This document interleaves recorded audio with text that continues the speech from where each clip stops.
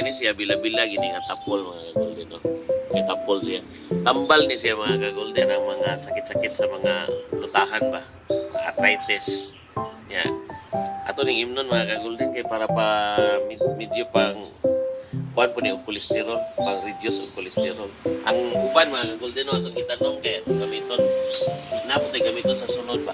Mga kagolden, inlo na mga kagolden no. Ato lagi hagpatan ng mga patay-patay mga kagolden.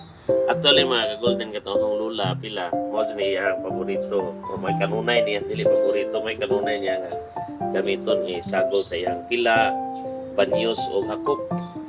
Kaya epektibo kaya ni siya pwede ni hakop niya. Pwede po ni siya. Ang pinaka wato na to ani ron ka mga kagolden din nato ni ibuong hakop ato ni imnon. Igaob na to ba or igaob ka na murag ilangkop tanan bitaw apil gamot na pilon gamot. So nakita niya ang pagkatapol mga kagolden sa akong lula pilawa na ito sa kalibutan pero mo niligasi niya ang paggamit sa mga herbal medicine kay herbalist mo ito akong lula maayo ito mong himulso. Sinong dudo po kamao pa nung dudo igso ni mama pero sa all mga tiguang naman sila kita naging musunod ani may mo na putang herbalist ani mga kagolden.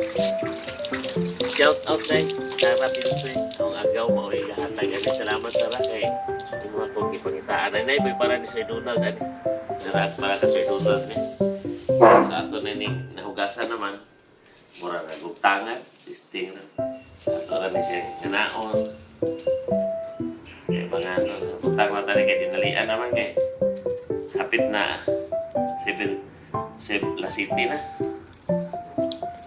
ayan iso na diha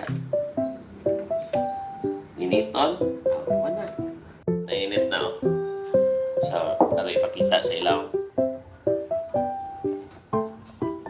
sa ito na yung nun mga golden pabugnawan na ito iko po mga ilang musta now tea nahinubigo na nato yung mga golden no? Testing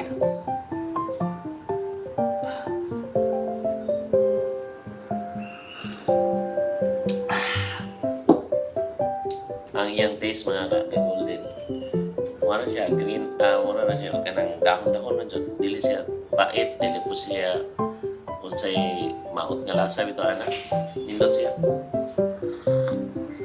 muna siya green tea